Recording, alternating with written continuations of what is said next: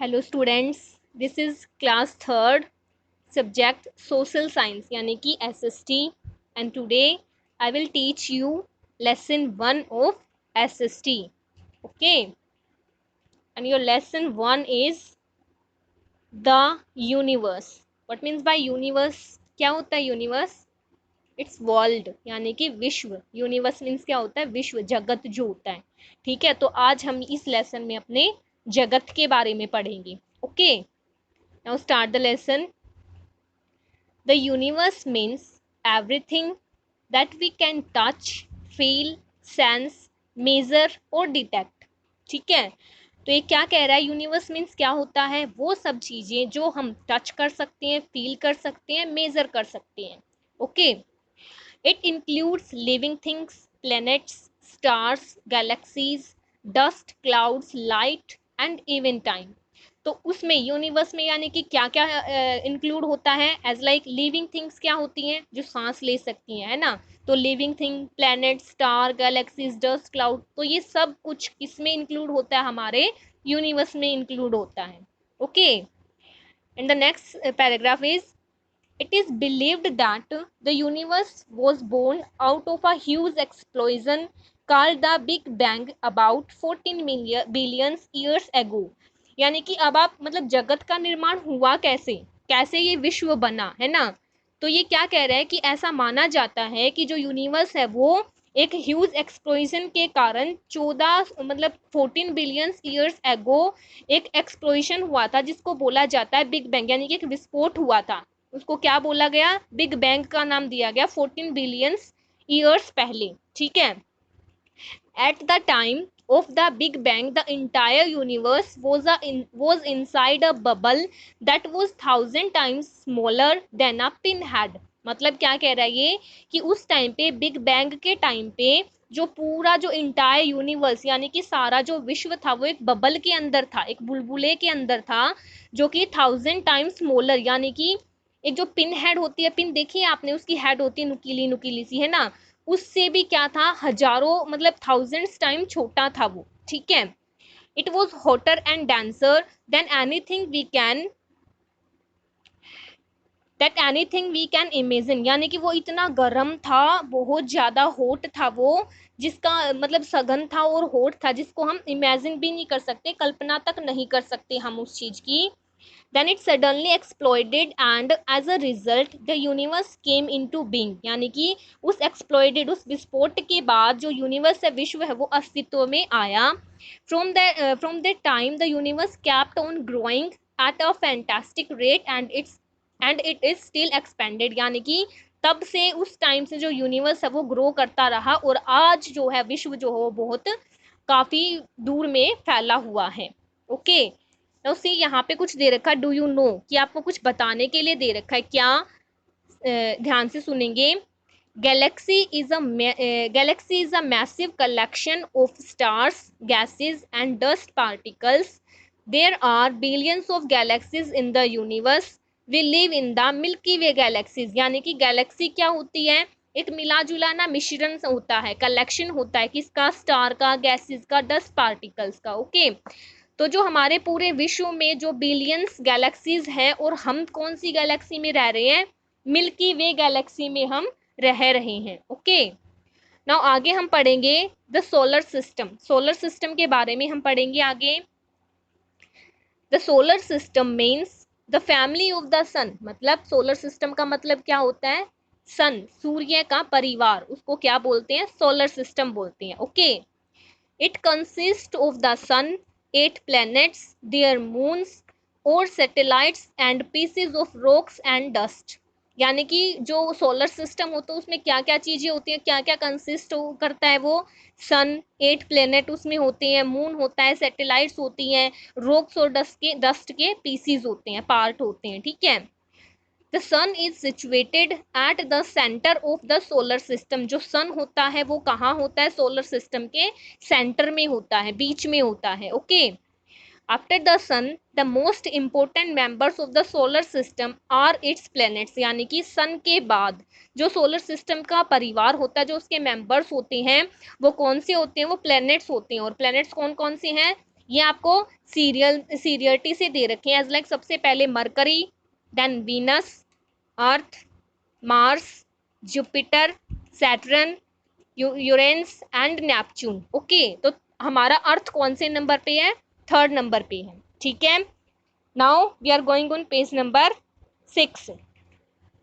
यहाँ पे first paragraph है, these planets move around the sun in their fixed path, यानी कि जो प्लैनेट्स हैं सोलर सिस्टम में वो अपने एक फिक्स्ड पाथ पर यानी कि रास्ते पर मूव करते रहते हैं, और वही रास्ता क्या कहलाता है? ऑर्बिट्स कहलाता है। These fixed paths are called orbits.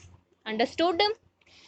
Next है, the members of the solar system are kept together by an invisible force called gravity of the sun. It pulls the planets and keeps them travelling around the sun. मतलब क्या कह रहा है ये कि जो solar system के member हैं वो एक दूसरे के साथ चलते हैं, टुगेदर इकट्ठे रहते हैं, किसके कारण? इनविजिबल मतलब ना दिखाई देने वाले बल के कारण, और उसको वो कौन सा बल है? ग्रेविटी ऑफ सन, यानी कि सूरज का गुरुत्वाकर्षण बल जो उसके कारण जो मेंबर्स हैं वो टुगेदर होते हैं, इकट्ठे होते हैं, ठीक है। It pulls the planets and keeps them travelling around the sun. वो क्या करता है? प्लैनेट्स को खींचता रहता है और सन के चारों तरफ ट्रेवलिंग वो करते रहते हैं। ओके, आगे हम पढ़ेंगे द सन के बारे में, सूरज के बारे में पढ़ेंगे, ठीक है। The sun is a huge ball of hot gases. आप मतलब उंगली रख रख के पढ़ेंगे कौन से पैराग्राफ में हम आई हुई है, तो ध्यान से चैप्टर को समझेंगे। Okay, the sun is a huge ball of hot gases. समझ आया कि जो सूरज होता है वो एक ह्यूज बॉल, बड़ी बॉल होती है किसकी? गैसेज की। Okay, it is a star, ये भी एक तारा होता है, सूरज भी एक तारा होता है, पता है आपको। It looks much bigger than other stars because it is closer to the earth as compared to other stars. मतलब कि ये बहुत बड़ा दिखाई देता है बाकी तारों के कंपैरिजन में। क्यों? क्योंकि ये सूरज पृथ्वी के बिल्कुल क्लोजर होता है। अगर और तारों के कंपैरिजन में हम देखें तो जो सूर्य होता है वो अर्थ के बिल्कुल मतलब अर्थ के क्लोज होता है। ओके, इसीलिए वो हमें बड़ा दिखाई देता है। Okay, it is the only body in the solar system that has its own light। Solar system में एक ओनली बॉडी ऐसी है जिसकी खुद की लाइट होती है। पता है आपको, सूरज की खुद की लाइट होती है, और जो मून और स्टार्स होते हैं वो सूरज की रोशनी से चमकते हैं। ओके, आगे देखेंगे, आगे हम पढ़ेंगे किसके बारे में? प्लैनेट्स के बारे में, ठीक है। कितने प्लैनेट्स होते हैं सोलर सिस्टम में? 8 होते हैं, और सोलर सिस्टम में क्या होता है? सन भी होता है, ठीक है। प्लैनेट्स सुनेंगे अब। The word planet means wanderer. Wanderer means क्या होता है? घुमक्कड़ जो होता है, ठीक है, यानी कि जो घूमते रहते हैं, ठीक है। तो प्लैनेट का मतलब वंडरर, यानी कि जो प्लैनेट होते हैं वो घूमते रहते हैं ना। Okay, all the planets wander और move around the sun at different distance and speeds. जैसे मैंने बताया ना, वंडर मतलब घुमक्कड़, घूमना होता है। तो ये यही कह रहा है कि जो ऑल प्लैनेट्स होते हैं वो वंडर मूव करते रहते हैं किसके अराउंड? सन के अराउंड, एक डिफरेंट डिस्टेंस पे, अलग अलग डिस्टेंस पे और स्पीड पे वो मूव करते रहते हैं। तो प्लैनेट्स किसके अराउंड मूव करते हैं? सन के अराउंड, सन के चारों तरफ। Okay, planets do not have their own light, they shine because they reflect the light of the sun। जैसे मैंने पहले बताया, जो planets होते हैं उनकी खुद की रोशनी नहीं होती है, वो किसकी रोशनी से चमकते हैं? सूरज की रिफ्लेक्शन के कारण, सूरज की जो लाइट रिफ्लेक्ट करती है उसके कारण जो planets है वो शाइन करते हैं। Okay, all the planets have two kinds of movement none as the rotation and revolution। यानी कि हर एक जो प्लेनेट होता है उसके दो प्रकार के मूवमेंट्स होते हैं, और जो क्या कहलाते हैं? रोटेशन और रेवोल्यूशन कहलाते हैं। Okay, the time of rotation and revolution of each planet it's fixed. यानी कि हर एक प्लेनेट की जो रोटेशन और रेवोल्यूशन होती है वो फिक्स्ड होती है, उसको चेंज नहीं कर सकते। ओके, और आगे हम, तो ये था हमारा प्लैनेट्स। आगे पढ़ेंगे हम सैटेलाइट के बारे में। ओके, क्या होती है सैटेलाइट, अभी पढ़ेंगे। Many planets in the solar system have small companions called satellites. तो हमारे जो सोलर सिस्टम में जो प्लेनेट है वो क्या, उनके छोटे छोटे क्या होते हैं, कंपेनियंस होते हैं, साथी होते हैं उनके, और उनको क्या बोलते हैं हम, सैटेलाइट्स बोलते हैं। ओके, मूविंग अराउंड एंड, जो कि उनके चारों तरफ घूमते रहते हैं। These satellites very in size, और जो मतलब ये सैटेलाइट्स जो होते हैं वो साइज में बदलते रहते हैं, शेप और नंबर, और इनके नंबर और शेप बदलते रहते हैं। The earth has only the satellite the moon which shines in the sky at night, यानी कि पूरे अर्थ पे एक मून ऐसी सैटेलाइट है जो रात को क्या करती है, स्काई में, आसमान में चमकती है। समझ आया? तो अब पढ़ेंगे हम द मून के बारे में। द मून, पेज नंबर 7 पे, the moon. The moon is the natural satellite of the earth, जो मून होता है वो नेचुरल सैटेलाइट होती है पृथ्वी की, ठीक है। It travels around the earth in the same way as the earth travels around the sun, मतलब ये पृथ्वी के चारों तरफ इसी तरीके से घूमती है जैसे पृथ्वी सूरज के चारों तरफ घूमती है। समझ आया? The time taken by the moon to complete one rotation on its axis and revolution around the earth is the same, यानी कि मून को एक कंप्लीट रोटेशन को कंप्लीट करने में कितना टाइम लगता है, 27:1/3 लगते हैं। Okay, it has no light of its own, यानी कि उसकी कोई अपना खुद का प्रकाश नहीं होता मून का। लाइक प्लैनेट्स की तरह ही it shines because it reflects the light of the sun, वो भी सूरज की रोशनी की रिफ्लेक्शन के कारण चमकता है। तो ये था हमारा द यूनिवर्स चैप्टर। समझ आया आपको? इसको दोबारा से रीड करेंगे सभी बच्चे। ओके, नहीं आगे देखिए, अब आप न्यू वर्ड्स टू लर्न दे रखा है, यानी कि कुछ नए वर्ड्स हैं जो आपने लिखने हैं और साथ साथ में नोटबुक में भी लिखने हैं और याद भी करने हैं। Very good. ओके, तो दिस इज योर होमवर्क। ये जो न्यू वर्ड्स दे रखे हैं आपको, ये आपने अपनी नोटबुक में उतारने हैं, ठीक है। These are the words. Okay, and now it's exercise work.